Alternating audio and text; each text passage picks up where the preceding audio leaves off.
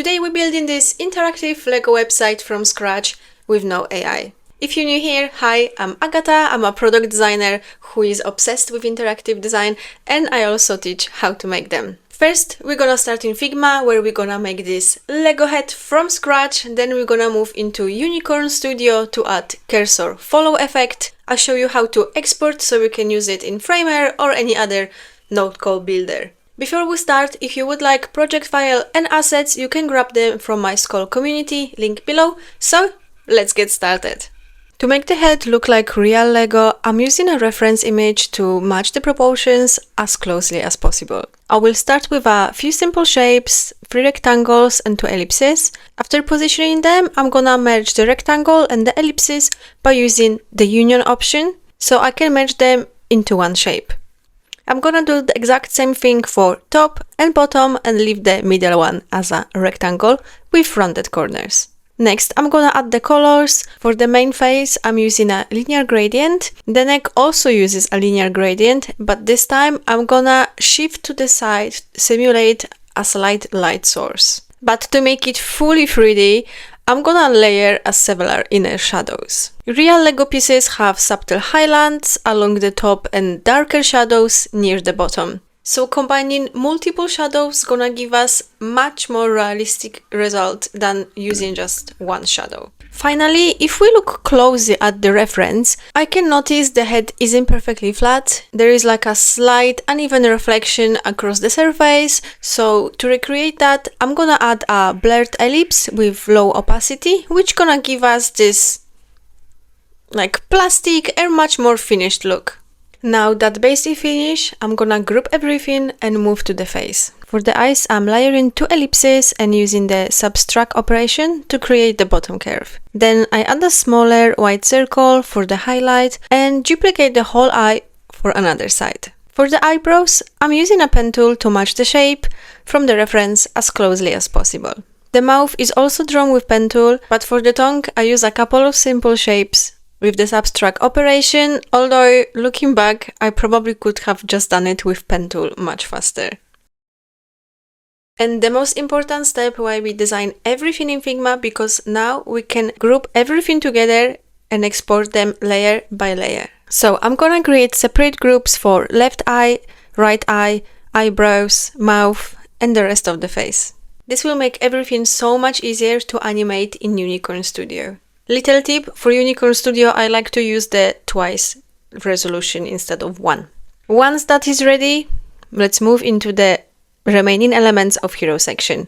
I will be using anti-pixel for the main heading and gist for the rest of the typography. Then I added a few decorative Lego elements to complete the layout. I also added this small brick in Figma. This one was very simple to make. It's just the square with 4 ellipses and they all have very tiny stroke and the drop shadow. Finally, I group everything except the Lego head and I'm gonna export this again as a twice resolution PNG. Now we are ready to jump into Unicorn Studio. So in Unicorn Studio, I will be starting a brand new project.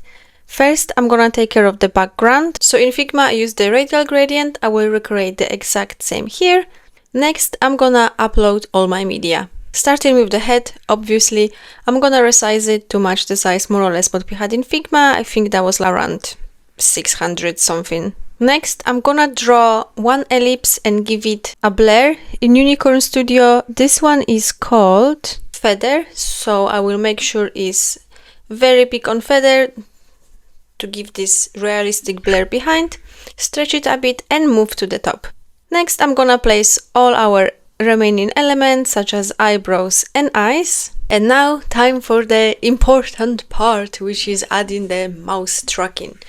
In Unicorn Studio, on the right side panel, we have 2 tabs, design and events. We're gonna go to the events.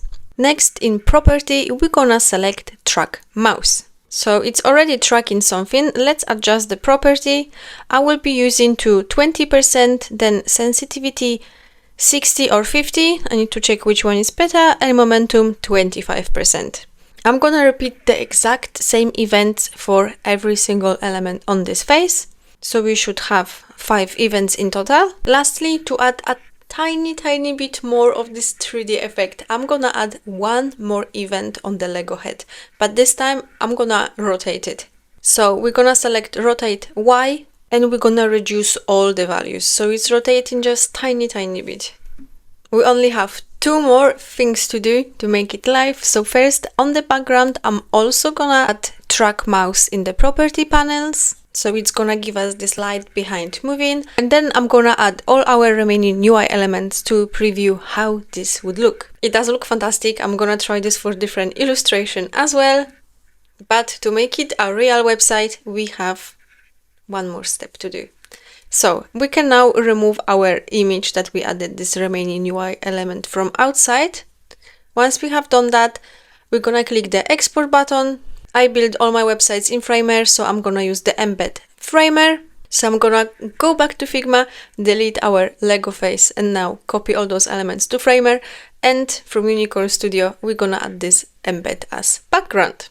And that's the final result. The good thing is you can use the same workflow for any other illustration to make your website more fun and alive.